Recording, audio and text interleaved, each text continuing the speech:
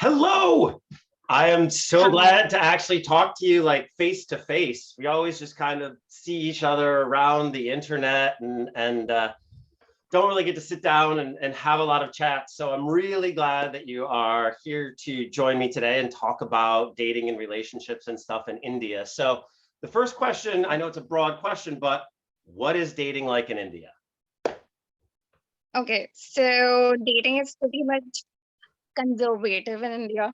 Like people do not still have the thing in their mind that they want to, explore many places, many people because of the caste system which is still existing. So that is a major blockage. So I feel that is one problem which can be issued, like which can be worked upon. Yeah. So I think that is there. And it'll slowly change over a period of time. So that's what I feel. And eventually, I think we'll be where we should be at. So yeah, that's the thing. Well, that's always the challenge, if you will, when you have such an old culture that there's a lot of butting heads of the old Yeah, versus the new yeah, north versus south, young versus old. yeah. So we'll Yeah. get into that as well as we dive into this. So please introduce yourself, who you are, what you do, where do you live, all that kind of fun stuff. Okay, okay.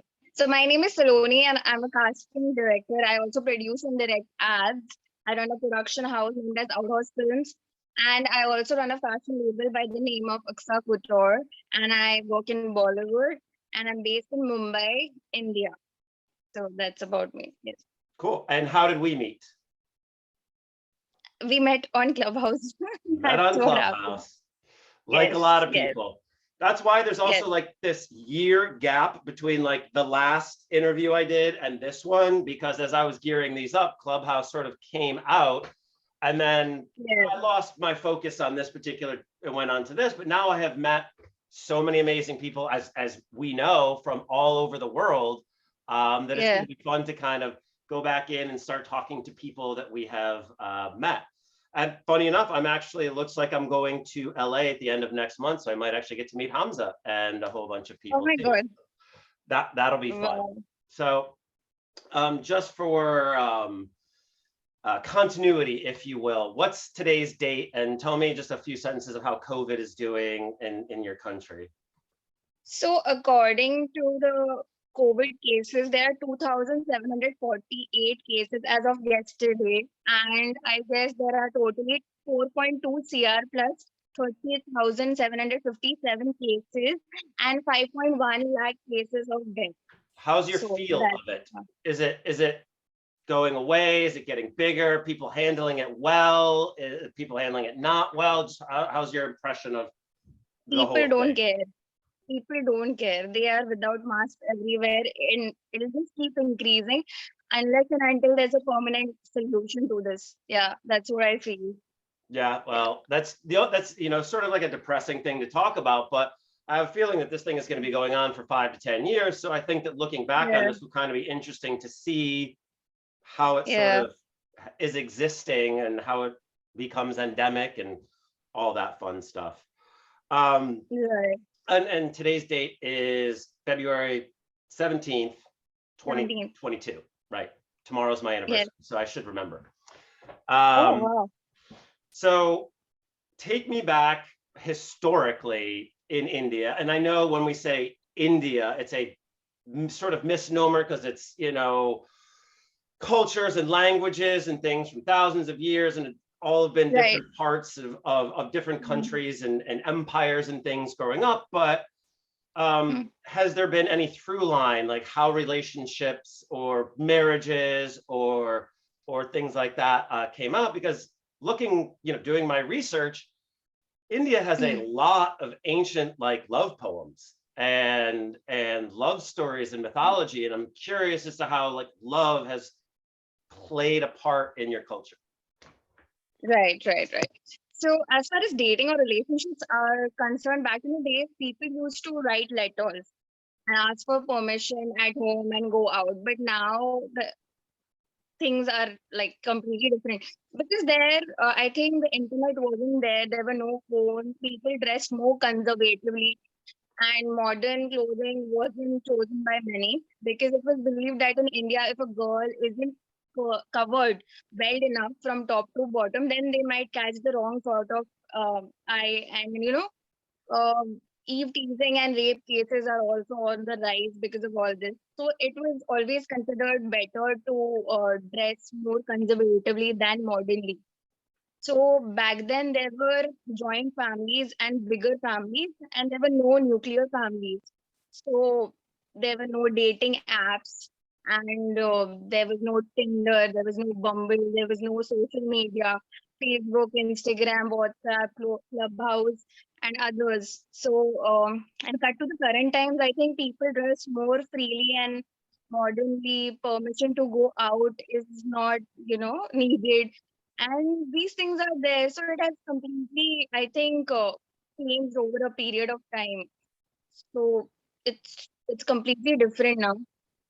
Oh yeah. And yeah, And so again, I that's know the I'm thing. overgeneralizing because even when we look at the US dating and the North and the South and the Midwest, and it's going to be different too. So Yeah.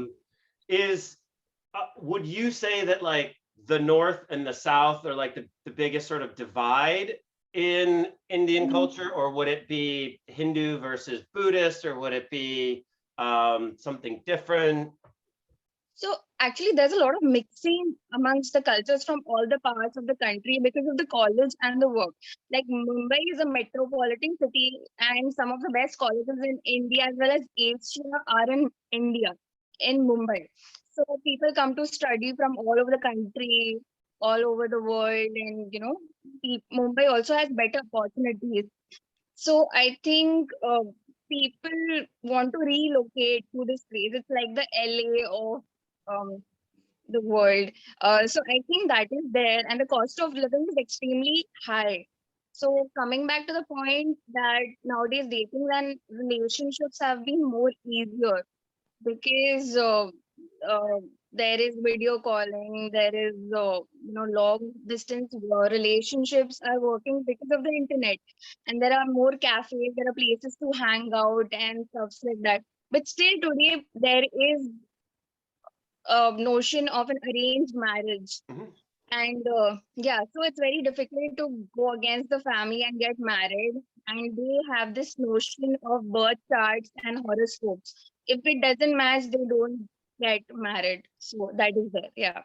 I always think that it's interesting with generational families in that Yeah. many times the grandparents or parents will move somewhere, whether within the country or to another country, to give a better life for their kids, but then expect Yeah. them to not act like the way of the place that they moved and to hold on to the old traditions, even though you move from a Yeah. different place so that they can experience Yeah. new traditions.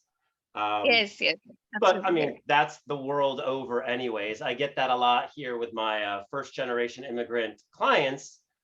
Same Right. thing, trying to both please the parents and learn who they are as a person. And sometimes Mhm. that creates a lot of conflict. Right. And looking back at the notion of arranged marriage, that that's been a prominent thing in the culture for a long time. I was reading also that divorce isn't really a thing. I mean, it's a thing, but it's Right. not done a lot. Is that correct? Right. Yeah, it's not done a lot. Right. Right. Right. Right. Absolutely correct. Yeah. So married, and that can be, and I've heard from both sides of this arranged marriage, non-love marriage side and Mhm. debate, because many people said, like, I got an arranged marriage. I learned to love my wife because we Yeah. couldn't get divorced, and now we have a great relationship. Whereas if I were going after like all these people that I would date, maybe I wouldn't. And then I even know Yeah. some first generation Indians here in the US that sort of wish that the notion of arranged marriage came here, because it's so difficult for them to date that they're having so much frustration that they wish that Mhm. there was another option available to them. I don't know, some hybrid model or something. I'm not really sure how that would work, but I know Right. specifically one woman was telling me that she envies her parents' arranged marriage because at least they had someone, and then they could Right. grow and build things together. So, it's always interesting to talk with different cultures to see how different people see it within it and without it, etc. Um, Now, one of the things that a definition of dating that I use is that it's basically the understanding of the cultural values of your area and learning how to display them. Like, for instance, in the US, we kind of like the bad boy or the rebel. We've got Rebel Without a Cause. You've got all the movies where it's the lone wolf trying to save them because that's ingrained in our culture. Getting out of the house, Right. moving west, open, whatever it is. So it's sort of idealized, and I'm doing the air quotes because ideal doesn't exist, and place to place is going to have a Right. different ideal. But, you know, here in the US, like someone that bucks the rules and doesn't take no for an answer and might be considered an ideal man, where I know specifically in like China or some of the other Asian countries, there's a phrase, the nail that sticks out gets hammered. So the values Right. are do not make waves, make your family proud, don't bring any attention to yourself. And so that's what's looked at as an ideal person. Okay. So, what is an example of an ideal man in Greater India and an ideal woman? And again, I know oversimplified, overgeneralized. Yeah. So for a guy, I think it is about how much he earns. Mhm. And for a girl, it's how well she's able to do the household chores. It's still that. It's still going to be that for a couple of years. I don't know for how long. I think because also practically speaking, like, things are changing. Uh, but if both the partners are working in India, it's very, easier to get a house help and a cook to do everything because Mumbai is a fast-paced city. It's very difficult to actually go and do those things. Nobody has time for anyone. So I think, according to the Indian traditions, an ideal man should be tall, handsome, and should earn well. And an ideal woman can, be a person who can take care of the family and the household chores, irrespective of the fact whether she wants to do it or not. So, Right. Oh, yeah. I mean, when we talk about ideal, it's usually somewhat old fashioned and things are always changing. Like exactly. here for us, because sports are such a large part of the American culture, an ideal man would be an athletic, larger Right. individual, as opposed to someone who's smart and earns more money. Right. But and again, that changes. So in the Indian culture, it's still a bit that, if you would like, that heteronormative behavior.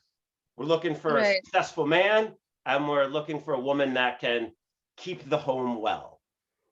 Right. Right. Right. Absolutely.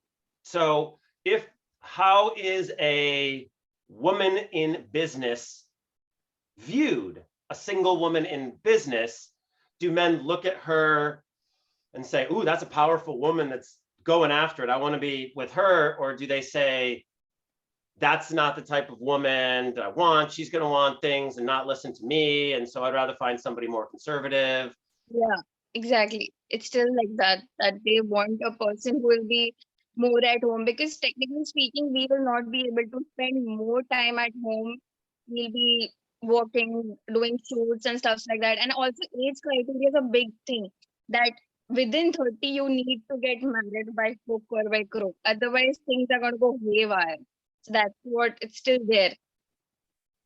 And So yeah. are there many households that both parents work? Yeah, there are. These days there are. But again, in some families, there are that even if the wife is well educated, they're not allowed to work. These things are also there, and it's really sad. Yep. So yeah. I have an Indian friend who he's very smart and very Hmm. rich, and he wanted an educated wife with a master's to stay at home and bring up the babies. And it was just like, Exactly.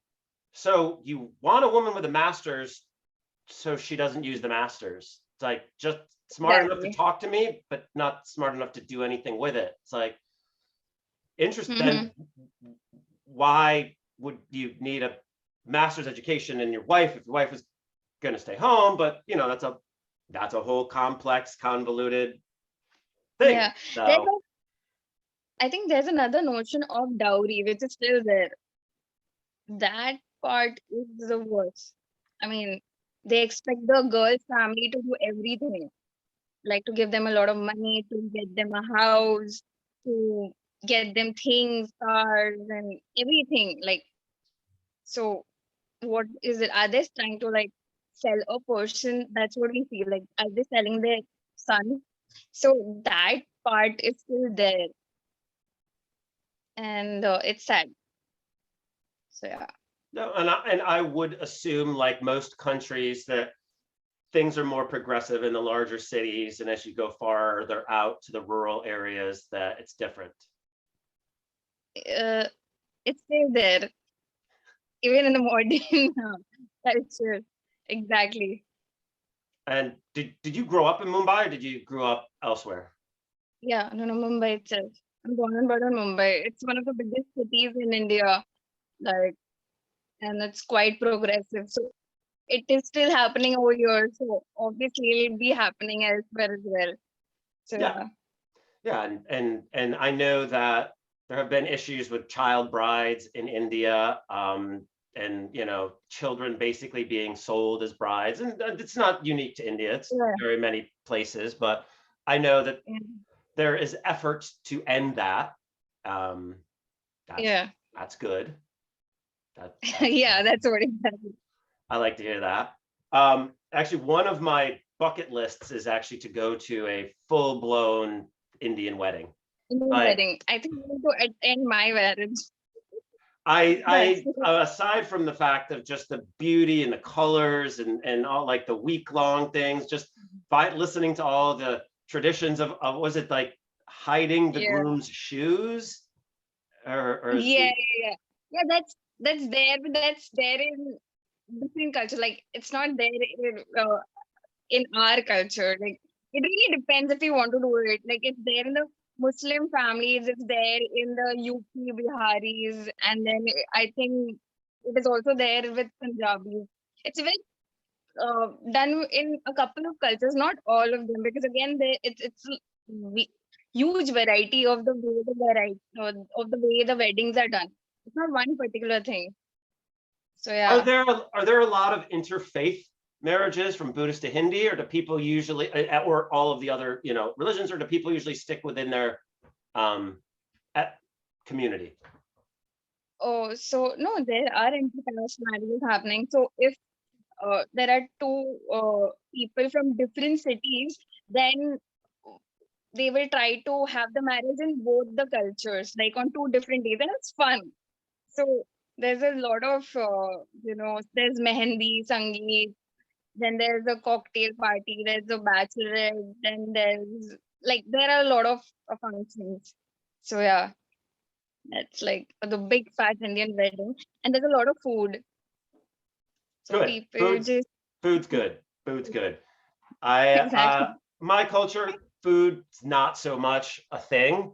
And so, but when I married my wife, who's Latina, food is very much a thing in their culture. And so we'd throw parties like at the beginning, and my wife's like, "Oh, what food are we gonna have?" I'm like, "Food? It's a party. If someone's hungry, they should just eat before they come." And she's just staring at me like, I don't understand that. So, it's always fun getting different cultures together. So Yeah. what about like legends and myths and gods and things like that when it comes to love? Just doing like I was looking up Kamadeva, Legends. the So Hindu god I of. had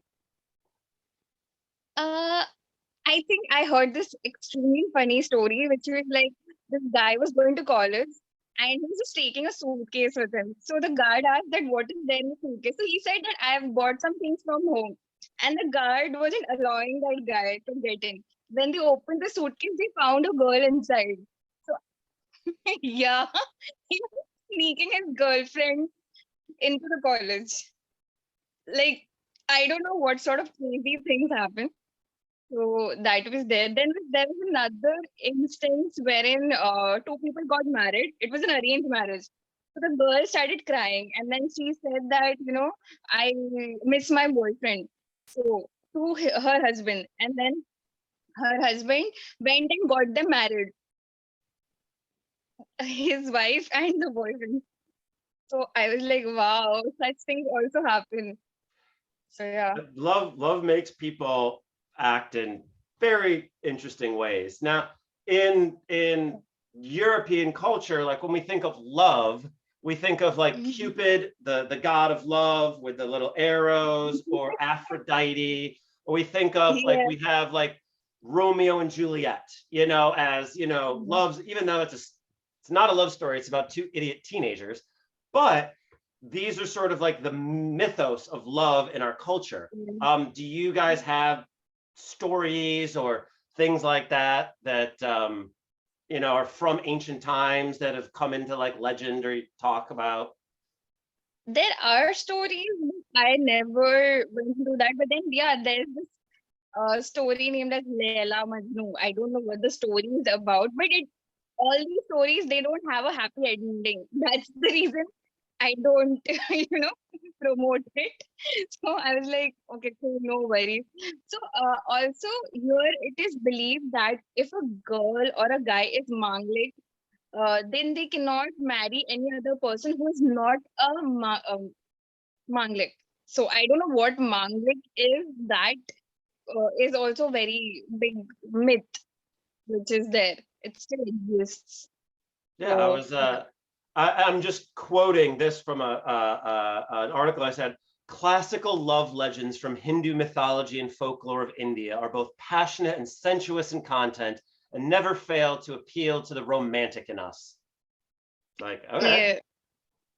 Yeah. But well, because there are some cultures that don't necessarily have a history of writing about love and things like that as well too. Yeah. And just because they write about it and talk about it doesn't mean it's put into practice. Also as well, um, just There is one thing which I remember, because if you remember Taj Mahal, it's I think it's one of the wonders of the world.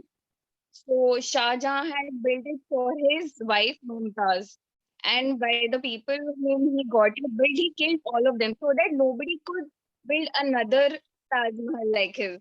So that is the most legendary story ever. Yeah. and do you have any like local things in your area? Like I know that some people like they'll have like a cliff that's called a lover's leap, and that doomed people Oh, would jump off that to kill themselves. Or in Ireland, there's like, if you kiss the Blarney Stone, you'll get the gift of gab and find a wife, or things like that. Any like little oh. fun little local things in your area? So there's this place named the Bandstand. It's near Bandra. People go there, meet. It's like a huge sea, and there's this Queen's necklace. So all the lights, if you view it from a bird's point of view, then you will see that entire necklace, the Queen's necklace. So it's like a beautiful spot where people meet and lovers meet, and so that is there. And other than that, there's a place named as Lonavala, which is 2 hours from this place. So there are places named as Lovers Point, Tigers Point, and all those points are there. They're just like weekend getaways. If you do not have much time to travel, you can just go over the weekend and come back maybe in a day or two. So they are hill stations, small hill stations. They're small hills, yeah. So that's there. Yeah, no, I always think it's just fascinating that any place you go anywhere, there's always just fun little local legends and things like, oh yeah, Yeah, that's Grandma Patoon. If you wanted to get married, you got to go and knock on her door before you get married, because she'll give you the luck. Like, yeah, okay, Grandma Patoon, let's do this. Um, yeah. which I think is funny too, because we live in such a technologically advanced society, yet we are all prone to superstition and luck when it Yeah. comes to things that are important like love. Um, Yeah. yeah. So let's talk about, say, modern dating now. And I use the word dating, and I know that that's not necessarily the right word to use in every culture, but we don't necessarily have Yeah. the right word, like, wooing, courting, whatever it is. Mm. If you were, say, going to college right now in Mumbai as a young person, and you saw another young person that you wanted to get to know, how do you do that? Do you have to get to know them a lot first? Do you hang out in groups? Do you ask them out individually? How does that work? So it's just like you have to find a common ground. If you have a common activity together, it becomes easier. Or else you can just like be like, you know what, I've, you know, seen you around, can I exchange notes? There has to be some sort of excuse to talk to that person, right? I mean, you could just like walk up and like, I like you sort of thing. So yeah, I think that's the thing. For me, it has been more easier because like even though I'm an introvert, but I can make things up on the spot. So I think that impromptu thing is more difficult for people. Others do not have the courage to do that, but then with self-confidence majorly, I think. Yeah, yeah. In And do college, you, majorly when I yeah, so when I was sitting, generally I never approached people. People approached and then they just sat beside me, so it was more easier. So you I don't know, they took the initiative, so that's it. But it was like I was more focused towards college because our college was pretty much, study oriented and sort of strict college sort of thing. So, you couldn't do much. So, yeah, that was is the the thing. concept of the Western date done there? Like, you ask someone to spend one-on-one time, like at a restaurant, and then go do something? Or is it more like group or social activities? It really depends. Eventually, it's neither Indian, it's neither Western. It's a mix. So obviously, the restaurant and the after effects of the restaurant is there. But then, other than that, if they are like just kind of meeting, hanging out, going for movies, like shopping, roaming around, and stuff like that. But nowadays, I think people have become more practical when it comes to dating. Whether two people career choices are matching, whether the cities are matching, whether things are matching. Because eventually, if you want to make the relationship work, then it has to be in the same city. The career has to be supported by each other. So yeah, that's the thing. Yeah. Do I know this is a tough question too. Do most people then, like, even in the more progressive places, defer to their parents, or do they say, "Screw you guys, I'm going to go with a love match that I met"?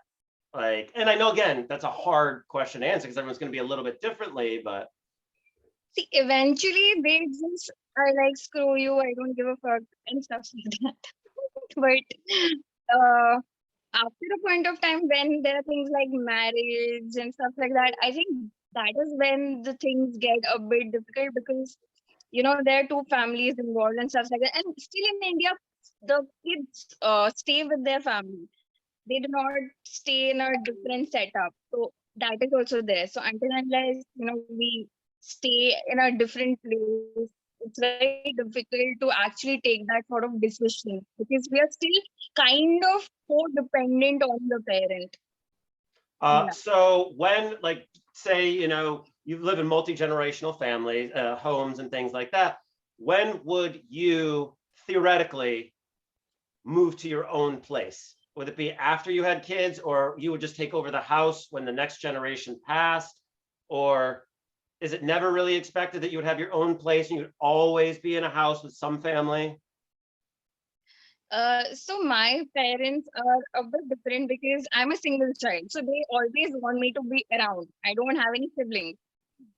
So that is one part. And the major reason for us to settle in Mumbai is also that my work is here. Bollywood is based in Mumbai. It's not even based in some other city that I get to uh, go somewhere else other than Mumbai. So that is my thing. But other than that, if I want to shift to Hollywood, which I'm planning to, that is either LA and other places.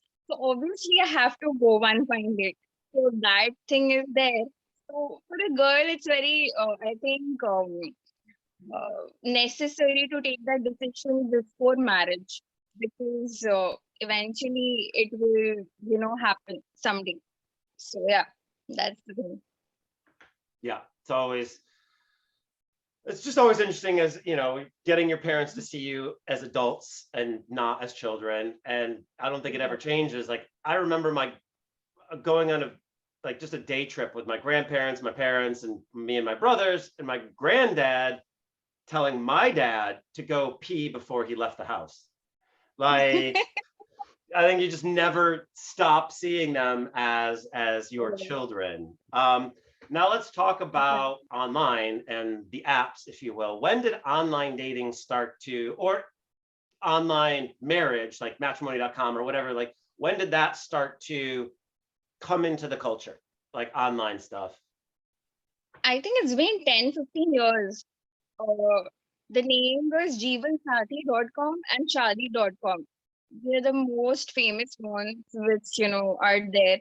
And here it's not like a dating app is there or something. Like, obviously Tinder, Bumble, everybody knows. But then if people are like actually searching for grooms and brides, and that is jeevansathi.com or shadi.com. It's been 10-15 years. It's been a long time now. It's been a very long time.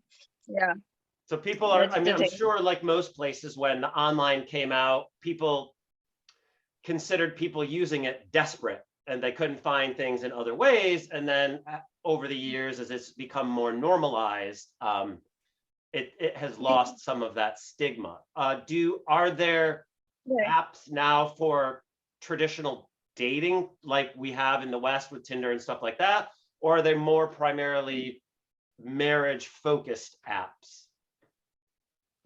So they're both. It really depends on what you want actually, because it's like there are people who want just casual dating, and there are people who want to get married, because again, within 30 you need to get married. So that thing is a very, very big pressure.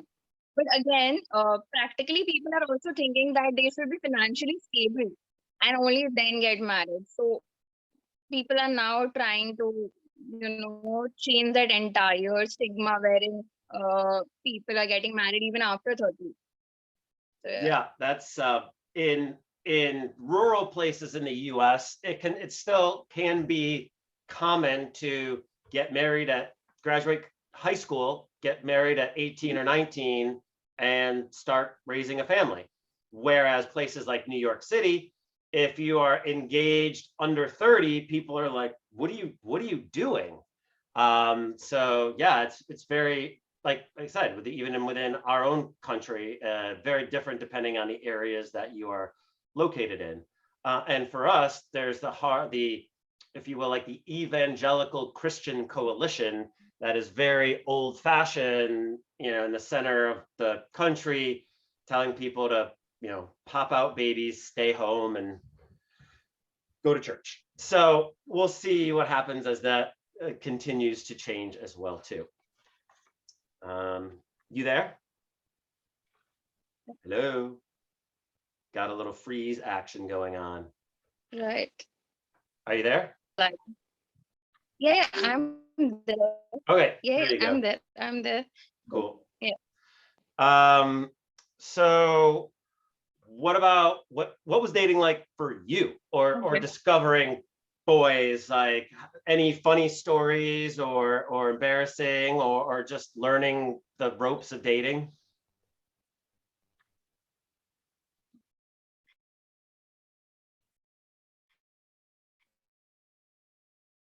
Yeah, I just had two relationships till now. So the most embarrassing story is when I and my BF were in a blind, like I can hear back my own voice for some reason. I don't know why. Okay. Yeah. So sorry. So at that time, I think we were just pretending to watch a movie, and then suddenly my mom entered the room, and it was different. difficult to dress back. So we both did it, but somehow it was like a close one. She didn't even realize that, what, the guy was there at my place, and my parents opened the door, and I literally had to hide him behind my door. And then I had to throw him out of my back door with his clothes. It was that embarrassing. So, yeah, Yeah, I I was, think there was I- so that and I would happened. assume that you would have gotten in a lot of trouble. No, I didn't, because I was never caught. Well, exactly. That's I was always pretty good at not getting caught for some stuff. Exactly. Same When here. I was young, I was an idiot and always got caught with stuff because I was the older child. So I had to break in my parents. Everything I did was for the first time, and I always ended up getting caught. By the time my brothers were growing up, they'd like, yeah, go ahead. Like, that's not fair. But whatever. I'm the oldest. I get to do things first, so I like that. Um, what's an example of like a good date? Like here in the US, it's, I don't know, taking someone out to a fancy restaurant and going to a show. Like what's an example of like that, like taking someone out for a good date? Good date. I think it's just that going to the mall, doing some shopping, eating, then watching a movie, and then coming back. I think this is the most common one. I mean, yeah, because you cannot technically go for a drive because it's like always packed. So that is one of the reasons why we do not go for any uh drives or something like that. But then yeah, it's the same thing as you said, that it's just a fancy dinner and going for a show, eating popcorn and just coming back, something like that. Yeah, so yeah, that's the ideal date. Um, do you is there a culture of alcohol like there? Like, does one go out for drinks with friends, and or is it more like teas and food? No, they do go out. Yeah, of course. Like, and I've seen people who booze in front of their parents as well. Like within my family, my friends, and they are mostly open to it. I don't drink, I don't smoke, I don't do anything. I don't even go out. But I'm like quite open to the idea that other people do it, let me be sober. So it's like that. So yeah. Gotcha. Have you traveled to different countries at all, or had like come up with some like funny or interesting like cross-cultural dating stories? Like, So I have never left India. It will just be that once when I'm going to move out. That's it. It is going to be a forever thing then. But I've not experienced that. But I think when I was in the hospital, I met someone who was from Nigeria. He was quite interested in me. But then I was like, this is never going to work out because that person wants to go back to Nigeria as well. And I think twice he did visit me and my family, but I completely rejected that entire situation because I can't even leave Mumbai, leave alone going to Nigeria. That's not going to happen. So yeah, I think that is one thing which would happen. That's it. Yeah. it's I actually was able to talk to someone from Nigeria about dating in their country as well too, and just it's so Yeah. interesting, because things are things are changing a lot in a generation or two from a lot of these, if you will, developing countries, to use a large euphemism.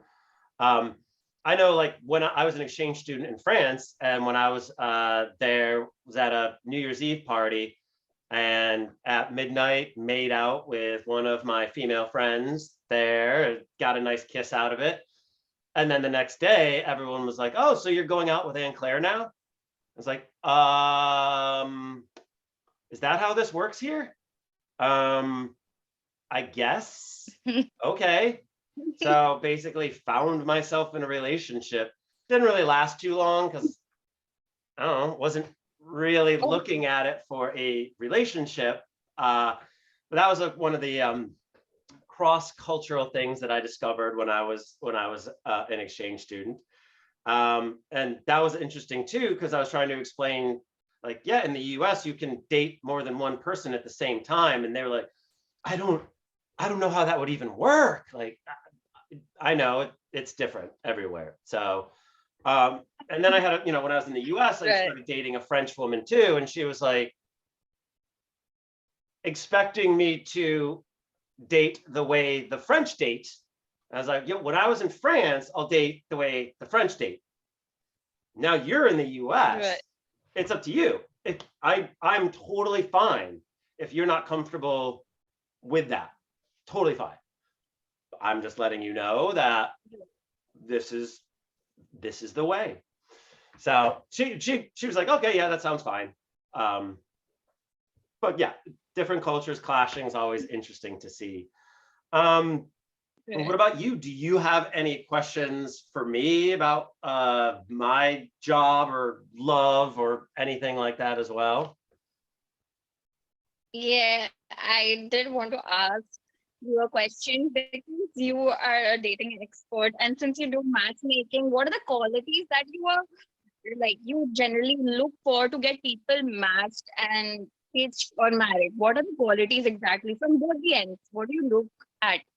Sure. So there's a phrase, opposites attract, and that's somewhat okay. Like opposite interests attract. Oh, you like cricket? I like soccer. Let's discuss about our favorite memories of both. Fine. Different opposite values do not attract. Like, how do you like money? When we have extra money, how do you see us using it? Let's go on a trip. Let's save it. Let's invest it. All three of these are valid ways to use it, but they're very strong in what they believe about that. And also about listening to the questions behind the questions and understanding the difference between wants and Right. needs. An example of the first would be, I had a client that he was like, I brought the last 10 first dates that I've had to this one restaurant, and I haven't gotten a second date out of it. So where should I bring people that I'll get a second date? I'm like, I don't think that's the right question to be asking. How can I be more interesting to get a second date? That might be the actual question that you're looking for. Or I'll hear a woman that is, this tall, making an okay amount of money, say, I need somebody this tall, making this amount of money. And I say, no, you don't need that. You want that. But what you need is a man that makes you feel protected and feminine and safe. What you need is a man that understands hard work, passion, drive, sacrifice. He may not make this much money, but he may be a small business owner. So trying to kind of get into what their motivations are, listen if they know themselves well, if they Right. know what they want, know who they are. Some people think that the money will get them someone. And what it does is it may skip the line. Like, we will introduce you quicker to better people, but that's not going to affect who you are. If you are not an interesting, dynamic, passionate person, I could introduce 100 wonderful people to you, and they're not going to work out because you don't think that you need to do anything on the interior. Right. So it's kind of like trying to, you sit, it's part of it's almost like talk therapy, when you're like, okay, tell me about yourself. And you sit back and listen and try and pick up clues along the way. Tell me about your family life, tell me about your relationship life. And you just kind of like, if all of a sudden you realize that they have been always in a relationship. We call those serial monogamists. Like, you're in a 3-year relationship, then you broke up, and then a week later you're in another 3-year relationship, then you broke up, then you're in another one. Then perhaps we need to talk about attachment styles or insecurity reasons figure out why that's happening. So it's really like, I'd say the two main things are, do you know what you actually want? Is that reasonable? And are those people also looking for you? Like, for instance, we may have a 45-year-old woman who wants to marry a 40-year-old man and have children. And that's great. I'm sure that those people exist out there, but it's a lot harder to find someone that's looking for a 45-year-old woman to have their first kid. So trying to figure out those wants and needs and what's most important. And then we also try to expand people's horizons, their minds. Like, I only want this. It's like, okay, I hear you. I hear you. Or if we do this, you can have twice the amount of people that could possibly work for you. And it's hard because it's dealing with people's emotions. Right. It's quite hard. Yeah. So one of the toughest parts I find with my female clients is expectations versus reality and standards versus settling. They are large words, but for instance, a 25-year-old woman has a certain market value. If we're going to put it in, data-driven terms, as she ages to 45, she has a different market value. And so if she still sees herself as this and wants what a 25-year-old woman could get, but now she's a 45-year-old woman and still wants the same things, that can be difficult. I was in a vet's room. Oh, are you there? There you are. Okay. Yeah, it just went suddenly. Gotcha. Right. Yeah, we were talking about the difference between in Yvette Vargas's room on Clubhouse, talking the difference between how love is portrayed in media and how love is in real life, and the clash that gets. Because I have some women that grew up on Disney and expect their prince, a perfect 10, will come along, sweep them off their feet without any work on their behalf. And that's a literal fairy tale, but it becomes internalized. And for the men, sometimes what they see, the lovable loser, nice guy, is the one that gets the woman in the end in a lot of these romantic comedies, also by doing these grand gestures, running after airplanes, or public proposals, or things that would not work in real life. So I kind of have to yeah, so that's definitely a challenge, is trying to get, we're all guilty of it, taking what the media has told us it is and figuring out what it actually is.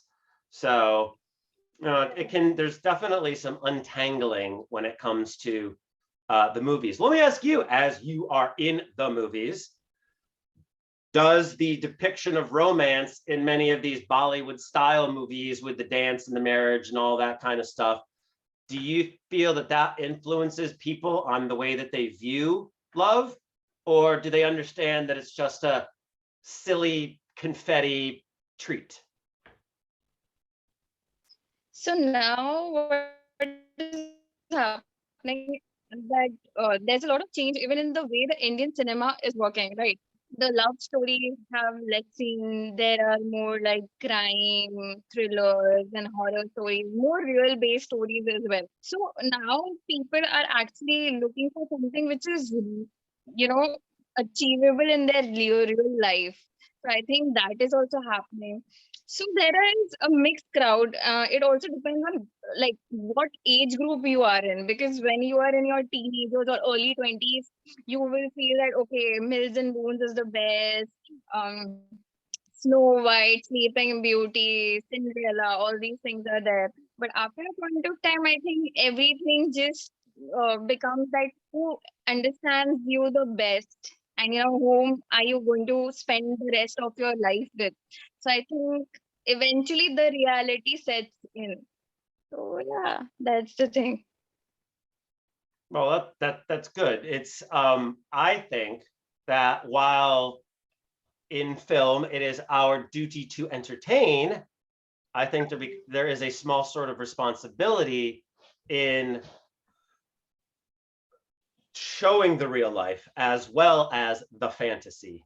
Like, yeah, so when I watch Right. a Disney movie, I know it's a fantasy, but I also need to see what it's like. And I think if a lot of people don't get the reality, they can have skewed views on what it is when they get into the real world. Right. So you said the like the traditional Bollywood movie romance is a musical, right? You know, like where they meet and they get together as well too. But like, what was the name that you guys used to call me? Dedas? Devdas. So explain that movie and tell me why it's considered like a romantic movie. Yeah, because the love of his life get uh, married to somebody else, and he still loves her. But then he falls in love with another person, but he's not that much in love that he would marry that person, because that person is, I think, uh, mujre wali, which they call like a dancer in the traditional, ancient times, like when there were kings and queens, these people used to come and perform and go. That's it. So I think that was the notion, that wherein, a person from the royal family cannot get married to this person. And in Devdas, in the last, he, I think, dies only because of his love. So again, not a happy ending. So yeah, that's Yeah, the thing. I guess so. Why is it considered like a sort of romantic movie? It's about love lost and things like that, and because it So does sound that quite was a depressing. yeah, that was a different era, I guess, wherein, that sort of love was there. People used to be like, okay, the love which is unfulfilled is the best sort of love. But I think now today it's slowly changing into the part wherein when people meet and, there's a union and they are trying to spend their lives together, the marriage happens, if things work out, I think that is what true love is now. I mean, you cannot go back to something which hasn't happened, because that's not real. It didn't work out for some reason, whatever may the reason be. But now you are with somebody whom you love, you want to look ahead into the future. So yeah, I feel that is a better thought process. Yeah. Otherwise, you cannot move on. That's the Yeah, point. yeah. No, I mean that's a hard part of any sort of love and relationships. Is sometimes when we look back at Yeah, past relationships, we only see the good stuff in it and don't remember why we weren't with that person to begin with. Um, exactly. I get that a lot sometimes too when people are trying to win back their ex. Like Yeah, right. there's a lot of reasons that that's not a good idea. Um, Exactly. unless you have both addressed the issues that caused the breakup over I would consider a long period of time. You know, a year or two, Right. you can kind of see each other again. But yeah, I think they just remember the good parts and not the bad parts. And I mean, that's Exactly. how we view a lot of our memories. And I heard a good quote over the last year that I like. If you look at the world through rose-colored glasses, all red flags just look like flags. So if you have Exactly. that, oh, everything is great, it can be a little bit damaging because you're not noticing some of those things that come up. Exactly. Right, right, right. Uh, and once a relationship breaks, it's like glass. It's broken, it's broken. You cannot fix it back, whatever you try. It's Well, very I think rare that, people come back together. Very rarely. well, I think that's an unfortunate part of the male-female dynamic sometimes is that as women can traditionally be nurturers, when they find a broken man, There's that attraction to want to fix them, help That them, person, yeah. heal them. And it's not going to get better usually. It's usually just only going to get worse. Because it's also Right. not our job to fix anybody else. Exactly right. That's always the phrase from the movie Jerry Maguire that I always hated. Like, you complete me. Like, no, be complete. Like, if you're trying to get Exactly. somebody else to fill a hole, that's not really a healthy or good way of going into relationships. So, Exactly. Right. any other questions for me that you're interested in? No, I think I've already asked one question which had everything. Literally. Yeah, yeah, Yeah. and part of my job is in the dating coaching is to help people with that match making, because one, Right. dating coaching dating's a skill set, just like anything else. If you've never played Right. tennis and you go play tennis with someone, you're not going to be good. You just haven't exercised the muscles. And so and also a lot of times for my women, let's call them boss babes, good job, powerful, beautiful suits. Uh, Right. they they learned since they've gone through puberty to sort of hold men and how to hold men at arm's length, and sometimes let them in if it's somebody that they want to date. But now they're 40 or 45 and they want to date someone, they realize they Mhm. actually never learned the skills of drawing someone to them. They've learned how to be Right. present, they've learned how to be available, but they've not learned how to draw it to them. So that's an interesting dynamic that I work with a lot of my ladies here. And one of the things that a specific challenge I'm working with my guys is that many times you're going to be out earned by the woman here, and that's fine. Just have to figure out how that dynamic works. What is your role? If it's not provider, what are you bringing to the relationship? um, and Right. two, a lot of times these men will look at these boss babe types and say, it looks like she's got everything, she doesn't need anything, how could I fit in there? I don't even see how she would need me. And so they just don't even bother. And of course that's not the case, but it's like learning how to show someone that they can come in, that there's space in them for the relationship. Um, Right. yeah, 'cause that's just such an interesting. And here in New York City, there's 5 women to every 3 guys, approximately. Right. So it becomes a buyers or sellers market depending on your view. So you have to take these. I have some women come to me and complain about this too as well. And depending on how serious you are about finding a mate, there are other places in the country that relationship is skewed. For instance, out in Silicon Valley and Seattle area, it's the reverse. It's 5 guys for every 3 girls. So the girls get their choice a little bit more. Whereas here in New Right. York, you have to get all dolled up and fancy to hope to catch the eye. And I know I'm over exaggerating, but data and statistics do play a part in finding someone. But I love the fact that in New York City too, you've basically got 1 million dateable people.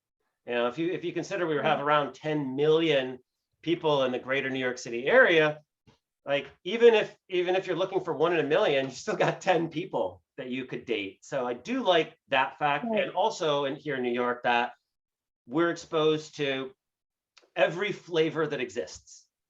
You know, if you, Right. especially if you move from elsewhere that didn't have a lot of these other flavors, it's a wonderful buffet of being able to learn of different cultures and flavors and colors and sizes. And I think that Mhm. makes people want to date a little bit longer because they're experiencing things that they've never experienced before. So whereas if it Right. was very all the same types of people, you might get married sooner because you don't feel like there's something different or exotic waiting for you around the next corner, if you will. Right. I think for me, it's like a comfort zone. If I feel that person is my home, whether a person is from my caste culture or from a different caste culture, I will not care. I will go ahead with it because my parents have had a love marriage. So they went against their family to get married. So even I have that thing within me that, whether people agree or not, I will still do it. So yeah, it's always been like that, whether it's work, whether it's relationship, it's always been like that. I just go with my gut feeling. So yeah. Now, are you dating? Are you in a relationship? Yeah, I am in a relationship. Yeah, yeah. It's been some time now, not a very long time, but then yeah, some time. So I'm just trying to get to know the person, and we'll have to see how that works because the person is not in the city currently. So yeah, until unless that happens, we cannot predict like where is this gonna go. Yeah, so that's Yeah, the thing. that is a tough thing, looking towards the future versus living in the now. Because obviously you want to have an idea of the future, but if you're planning and thinking too far into the future, you're going to miss what's happening now. And also, if you don't, you may enjoy the now, even sort of knowing it may or may not work out, because you're learning about Right, yourself and what you like and right, what you want at this time. right. Yeah, so I've already communicated that, if his business is over here, then things will work out. If it's not, then it's not possible for me to move. I can, only visit. I cannot move because my work is over here. I cannot even get a transfer or something like that, that I can work somewhere else. For me, it's not possible. So yeah, I've already made that part clear. Now, So can you read this phrase that I wrote? It's प्यार सभी को जीत लेता है. which is a cute phrase.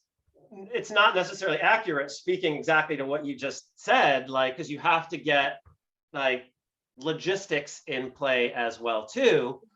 But I think Right, it's a larger comment because it's not just romantic love. Love for right, oneself, love for family, love for others. And when you have all of that kind of together and you can internalize it, then that will conquer. Then that will help you move forward. Because I think that we focus so much on romantic love. We don't talk about familial love, platonic love for your right, country, love for your fellow man and woman.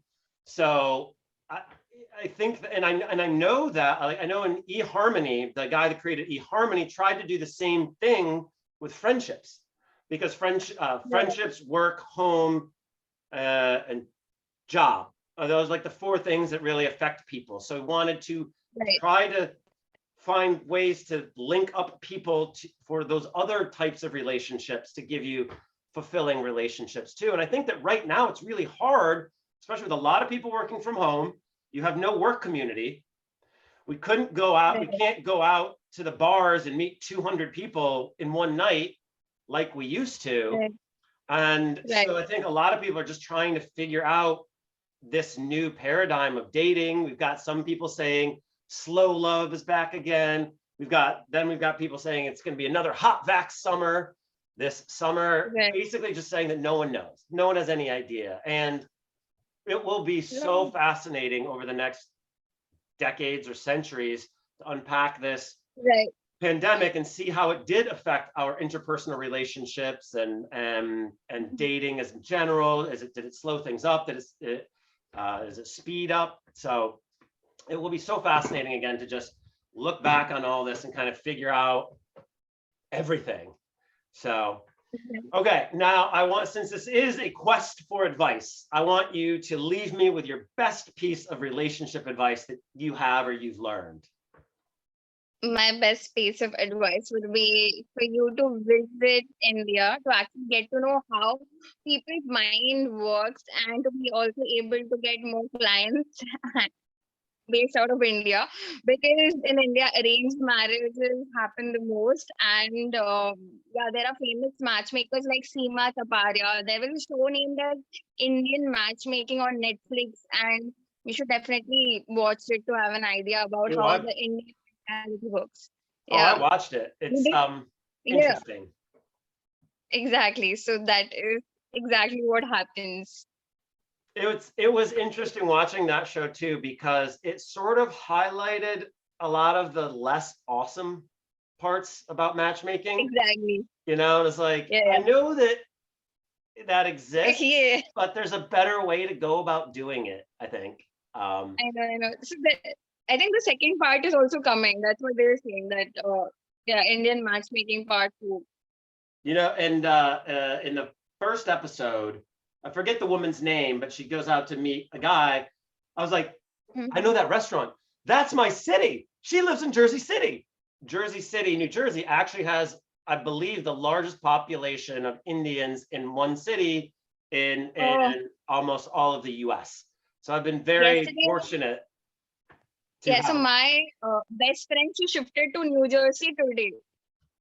We had gone to the airport to drop her, and it was like an emotional ride because we have been friends for more than like a decade, like 10 to 12 years, and we've been always together. Now she shifts to another country, and it has been like, heartbreaking. So, yeah, Yeah. that's the thing. Well, I have, and believe me, I am in some talks with people in India to do more in India, which I would absolutely love to do. So let's hope that Yeah. that keeps working. Let's hope I can find an excuse to come visit you, do some work in Or, India, and actually get to hang out in real life.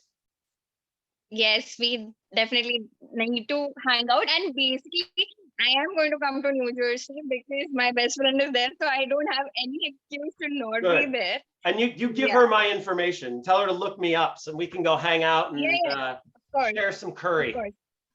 Yeah, yeah, yeah. She would definitely love to. Anyways, she's like pretty much lost now because it is the first time for her to move out of her parents' place. Like she's not even been to a hostel or something. So like uh her company actually transferred her over there. That was there past 2 years. It had been, delayed because of the COVID situation. And now finally she's there.